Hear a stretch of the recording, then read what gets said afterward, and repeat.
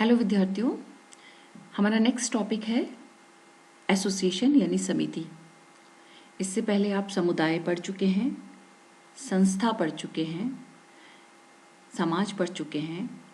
ये जितने भी बेसिक कंसेप्ट्स हैं, मूलभूत अवधारणाएं हैं समाजशास्त्र की, सामान्य भाषा में इनका अर्थ जो लिया जाता है वो समाजशास्त्रीय भाषा से बिल्कुल अलग होता है। जैसे आपने अभी संस्था पढ़ा था, इससे पहले तो संस्था में आपने पढ़ा था कि संस्था नियमों, कार्यप्रणालियों, प्रतिमानों, मूल्यों, इन सब के संकलन को संस्था कहते हैं, क्योंकि ये आपके व्यवहार को, कार्यप्रणाली को डायरेक्ट करते हैं, नियंत्रित करते हैं। तो कोई भी जो व्यवहार को नियंत्रित करने वाली कार्यप्रणालियाँ यानी प्रोसीजर्स होती हैं, वो क्या कहलाती है? संस्था। राज्य, कानून, शिक्षा, धर्म, ये सब आपने पढ़ा था। समिति जो है वो व्यक्तियों का समूह है। व्यक्ति यानी जिसे हम सामाजिक इकाई कहते हैं समाजशास्त्रीय भाषा में। तो एसोसिएशन जो है वो सामाजिक इकाइयों यानी व्यक्तियों से निर्मित होती है। समुदाय व्यक्तियों से निर्मित होता है। तो समुदाय, एसोसिएशन यानी समिति, समाज, संस्था, ये सब वो मूलभूत अवधारणा है जिसमें बेसिक अंतर हैं, और उन अंतर को अगर आपने समझ लिया तो इससे रिलेटेड जितने भी ऑब्जेक्टिव क्वेश्चंस आपके एग्ज़ाम्स में आते हैं, कॉम्पिटिटिव एग्ज़ाम्स में आते हैं, चाहे वो सिविल सर्विसेज हो, स्टेट सर्विसेज हो, नेट स्लेट के एग्ज़ाम हो, वो हर जगह आपको हेल्प करेंगे। तो बहुत बेसिक अंतर है जिनको आपको समझना होगा। चलिए हम स्टार्ट करते हैं कि एसोसिएशन क्या होती है। जैसे मैंने आपको कहा कि एसोसिएशन बेसिकली क्या है, समिति क्या है? सामाजिक इकाइयों का समूह। मैकाइवर पेज कहते हैं कि समिति एक ऐसा समूह है जिसका संगठन किसी एक हित या अनेक सामान्य हितों की पूर्ति के लिए किया जाता है। कॉमन इंटरेस्ट होते हैं, यानी जो इस समिति के मेंबर्स होते हैं, सदस्य होते हैं, उन सबके कॉमन इंटरेस्ट को या किसी एक पर्टिकुलर इंटरेस्ट को ध्यान में रखकर जिस समूह का निर्माण या संगठन होता है उसे समिति कहते हैं मैकाइवर के अनुसार। बियरस्टेड कहते हैं कि समिति एक संगठित समूह है, ऑर्गेनाइज ग्रुप है। ये छोटा और बड़ा हो सकता है। चूंकि समिति संगठित होती है इसलिए इसमें संरचना होती है, स्थिरता होती है, स्टेबिलिटी होती है, और इसका एक स्ट्रक्चर होता है। उपरोक्त परिभाषाओं को अगर हम ध्यान में रखें तो समिति के निम्न तत्व सामने आते हैं। कौन कौन से?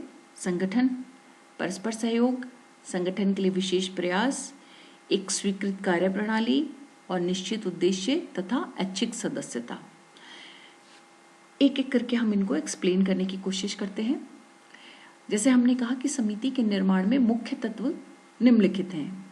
सबसे पहला कि ये व्यक्तियों का समूह है, और ये समूह क्यों बना है? क्योंकि इसका एक पर्टिकुलर यानी विशिष्ट उद्देश्य है, और ये किस निश्चित नियमों का पालन करते हुए उस उद्देश्य को पूरा करेंगे। निश्चित नियम यानी संस्था। वो जितने भी सदस्य हैं उनमें परस्पर सहयोग होगा। क्यों होगा परस्पर सहयोग? क्योंकि उन्होंने इसकी मेंबरशिप वॉलंटरी ली है। ऐच्छिक सदस्यता कंपलसरी नहीं है, आप जो चाहे वो इस किसी भी समिति का सदस्य बन सकता है, और ना चाहे तो उसे लेना, इसकी सदस्यता कंपलसरी अनिवार्य नहीं है। इसलिए जब ऐच्छिक सदस्यता है तो परस्पर सहयोग भी होगा, और परस्पर सहयोग होगा तभी समिति संगठित रह सकेगी। क्योंकि अभी हमने पढ़ा था कि समिति एक संगठित समूह है। तो कोई भी समूह तभी संगठित रहता है जब उसके सदस्य आपस में सहयोग पूर्वक रहे। अगर उनमें संघर्ष होगा, असहयोग होगा, तो परस्पर सहयोग नहीं करेंगे, संघर्ष करेंगे, तो क्या होगा? वो संगठित नहीं रह पाएगा। चलिए, अभी जैसे हम संगठन की बात कर रहे थे वही विशेषता में आ गया। समिति की कुछ बेसिक फीचर्स हैं, विशेषताएं हैं। क्या क्या? एक सुनियोजित संगठित समूह है, विशिष्ट उद्देश्य से निर्मित होता है, सदस्यता आपकी इच्छा पर निर्भर करती है, स्वैच्छिक सदस्यता है, निश्चित नियम होते हैं, संस्तरण मूलक पद का मतलब हायरार्किकल पोजीशंस। समिति में कोई सेक्रेटरी है, कोई चीफ सेक्रेटरी है, कोई प्रेसिडेंट है, कोई डिप्टी सेक्रेटरी है, कोई ट्रेजरर है, कुछ मेंबर्स हैं।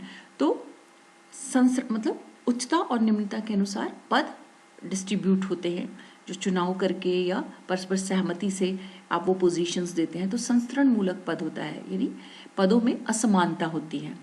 समिति के नाम और प्रतीक, समिति का कोई ना कोई विशिष्ट नाम होता है और उसका कोई प्रतीक होता है। जैसे आपने देखा है कि जितने भी आपके समितियां हैं, रोटरी क्लब है, लॉयंस क्लब है, ये क्लब्स के जितने भी उदाहरण हैं, मनोरंजन क्लब्स होते हैं, स्पोर्ट्स क्लब होते हैं, इन सब के कोई प्रतीक चिन्ह होते हैं जिनसे वो पहचाने जाते हैं। तो समिति का एक नाम होता है और प्रतीक होता है। अस्थायी चरित्र होता है। समिति स्थायी नहीं होती, अस्थायी होती है। क्यों? क्योंकि इसका उद्देश्य पूरा हुआ और समिति डिसॉल्व हो जाती है, यानी समाप्त हो जाती है। तो समिति किसी उद्देश्य से पूरी बनती है, उद्देश्य की समाप्ति पर समाप्त हो जाती है, इसलिए हम कहते हैं कि समिति अस्थायी होती है। इनके सदस्यों के मध्य औपचारिक संबंध होते हैं, यानी फॉर्मल रिलेशनशिप होते हैं। कुछ एग्जाम्पल्स की हमने यहाँ चर्चा की है। College, schools, trade unions, social या sports club, political parties, professional societies, business firms, religious organisation, non government organisation, ये कुछ एग्जाम्पल्स हैं जो समिति के हैं। क्योंकि जब आपको कॉम्पिटिटिव एग्जाम्स में क्वेश्चन आता है तो कुछ एग्जाम्पल्स देके पूछते हैं कि ये किसके उदाहरण है, समिति के, समुदाय के, संस्था के। तो अगर आपने फीचर्स पहचान लिए तो आप उदाहरण भी पहचान जाएंगे। चलिए अब हम अंतर करते हैं समिति और समुदाय में, कम्युनिटी और एसोसिएशन में। समिति का गठन किसी विशेष उद्देश्य की प्राप्ति के लिए किया जाता है, जबकि समुदाय का कोई विशेष उद्देश्य नहीं होता। समिति का आकार छोटा होता है, अपेक्षाकृत छोटा होता है। जैसे क्रिकेट क्लब, आपके स्पोर्ट्स क्लब जो है ना, लॉयंस क्लब, जितने भी ऐसे क्लब हैं जो अपने एक विशिष्ट उद्देश्य के लिए, खेल के लिए, मनोरंजन के लिए या किसी की सहायता के लिए आप बनाते हैं। जब आप जैसे आपने देखा होगा कि जब कोई प्राकृतिक आपदा आती है, नेचुरल डिजास्टर्स होता है, तो उसकी लोगों की सहायता के लिए जो छोटे छोटे ग्रुप्स बनते हैं उनको हेल्प पहुंचाने के लिए, तो वो भी समिति का उदाहरण है। तो समिति का आकार छोटा होता है और अस्थायी होता है। जैसे ही वो उद्देश्य पूरा हो जाता है तो वो समाप्त हो जाता है। लेकिन समुदाय तुलनात्मक दृष्टि से बड़े आकार का होता है। जैसे हमने एग्जाम्पल लिखा, सिख समुदाय, जैन समुदाय, है ना, जितने भी धर्म के नाम पर ग्रुप्स हैं उनको आप समुदाय में काउंट करते हैं। तो इनका आकार बड़ा होता है। क्यों? क्योंकि इसकी सदस्यता कंपलसरी है। समिति में सदस्यों के बीच औपचारिक संबंध होते हैं, फॉर्मल रिलेशन है, क्योंकि एक उद्देश्य से जुड़े हैं। उद्देश्य की समाप्ति के बाद वो ग्रुप डिसॉल्व हो जाएगा, समाप्त हो जाएगा, इसलिए औपचारिक संबंध होते हैं। लेकिन समुदाय के सदस्यों में आत्मीय संबंध होते हैं, डायरेक्ट रिलेशन होते हैं, और इनफॉर्मल यानी अनौपचारिक संबंध होते हैं। समिति का गठन जानबूझकर किया जाता है, क्योंकि उद्देश्य के लिए किया जा रहा है, तो प्रयास द्वारा किया जाता है। जबकि समुदाय का विकास स्वतः होता है, ऑटोनोमस होता है। समिति के सदस्यों में हम की भावना का होना कंपलसरी नहीं है, लेकिन समुदाय की एक बेसिक जो नीड है, एक मतलब बेसिक फीचर है, वो है हम की भावना, अन्यथा समुदाय का निर्माण नहीं होगा। आगे देखिए, समिति का भौगोलिक क्षेत्र निश्चित नहीं होता कि वो इस भौगोलिक क्षेत्र में ही काम करेगी, है ना, लेकिन समुदाय में ये निश्चित होता है। समिति समुदाय के अंतर्गत गठित हो सकती है, यानी समितियों का गठन हम समुदाय के अंतर्गत भी कर सकते हैं, लेकिन समुदाय समिति में गठित नहीं हो सकता, क्योंकि समुदाय व्यापक अवधारणा है और समिति एक लघु अवधारणा है। समिति में संस्करण होता है। हमने अभी पढ़ा कि समिति में हायरार्किकल पोजीशंस होती हैं। कोई सेक्रेटरी है, कोई चेयरमैन है, कोई डिप्टी सेक्रेटरी है, ट्रेजरर है। तो पदों में उच्चता और निम्नता होती है। हायर पोजीशन पे है, मिडिल पोजीशन पे, लोअर पोजीशन पे, लेकिन समुदाय में सभी व्यक्ति समान होते हैं। समिति की सदस्यता ऐच्छिक होती है, जबकि समुदाय की सदस्यता की इच्छा से नहीं, जन्म से निर्धारित होती है। उद्देश्य की पूर्ति हो जाने पर समिति समाप्त हो जाती है, जबकि समुदाय निरंतर बना रहता है। चलिए, अंतर समझ में आया? अब हम पढ़ेंगे समिति और समाज में अंतर।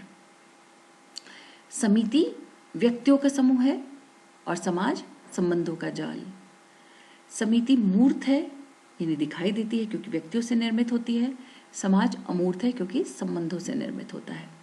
समिति का गठन सोच समझकर, जानबूझकर किया जाता है, योजना अनुसार किया जाता है, प्लानिंग करके किया जाता है, क्योंकि उद्देश्य की पूर्ति करनी है। जबकि मानव की अंतःक्रियाओं के परिणाम स्वरूप समाज का गठन अपने आप हो जाता है। यानी मनुष्य जब आपस में एक दूसरे से अंतःक्रिया करते हैं, अंतःक्रिया से संबंध बनते हैं, और संबंध अगर निरंतर जारी रहते हैं तो समाज का गठन हो जाता है। समिति की सदस्यता ऐच्छिक होती है, समाज की सदस्यता स्वाभाविक है। आप समाज में रहते हैं तो आप उसके सदस्य मान लिए जाते हैं। ऐसा नहीं है कि समाज की सदस्यता ग्रहण करने के लिए आपको कोई फीस देनी है और कोई फॉर्म भरना है, जबकि समिति में ऐसा करना पड़ता है। समिति के सदस्यों के मध्य सहयोग अनिवार्य है। जबकि समाज में सहयोग और संघर्ष दोनों मिलते हैं। समिति के सदस्य अगर परस्पर सहयोग नहीं करेंगे तो क्या होगा, समिति संगठित नहीं रहेगी, उसमें विघटन की स्थिति आ जाएगी। और जबकि हमने पहले पढ़ा था कि समिति एक संगठित सुनियोजित समूह है, तो संगठित रहने के लिए सहयोग अनिवार्य है। समिति अपेक्षाकृत अस्थायी होती है, टेम्परेरी होती है। उद्देश्य पूरा हो गया, समिति समाप्त, लेकिन समाज स्थायी होता है। समाज समाप्त नहीं होता, समाज के जो सदस्य हैं, समाजों के जो संबंध है जिनसे वो बनता है, वो चेंज होते रहते हैं, परिवर्तित होते रहते हैं, लेकिन समाज बना रहता है। एक व्यक्ति एक साथ कई समितियों का सदस्य हो सकता है। आप स्पोर्ट्स क्लब के भी हो सकते हैं, कोई एंटरटेनमेंट क्लब के भी हो सकते हैं, वेलफेयर सोसाइटीज़ के भी हो सकते हैं, लेकिन समाज में सदस्यता लेनी ही नहीं पड़ती, आप समाज के सदस्य हैं ही। समिति का निर्माण एक कृत्रिम प्रक्रिया है, एक बनावटी प्रक्रिया है, कृत्रिम, क्योंकि इसके लिए आपको प्रयास करना पड़ता है, लेकिन समाज का निर्माण स्वाभाविक होता है। समिति में औपचारिक सामाजिक संबंध होते हैं, जबकि समाज में औपचारिक अनौपचारिक दोनों प्रकार के संबंध होते हैं।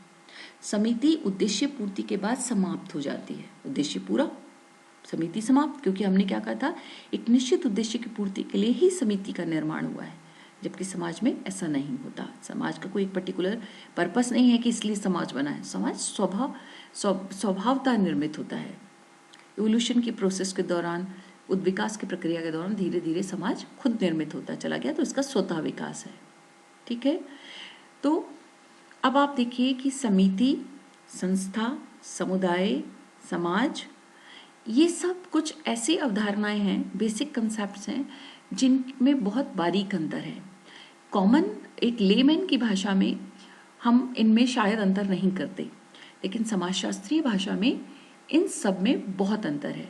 तो आप अगर इन सब कंसेप्ट्स के फीचर्स यानी विशेषताएं और प्रकार देख लेंगे तो आपको अंतर स्पष्ट हो जाएगा। और जितने भी कॉम्पिटिटिव एग्जाम्स में आप अपीयर होते हैं या होंगे, उन सब में जनरली इनके उदाहरण देकर या इनकी विशेषताएं देकर पूछा जाता है कि ये किसकी विशेषताएं हैं, ये किसके उदाहरण हैं, तो आपको पहचानना आसान हो जाता है। फिर भी अगर कोई डाउट रह जाता है तो आप चैट बॉक्स में सवाल कर सकते हैं और आपको जवाब दे दिए जाएंगे। थैंक यू बच्चों।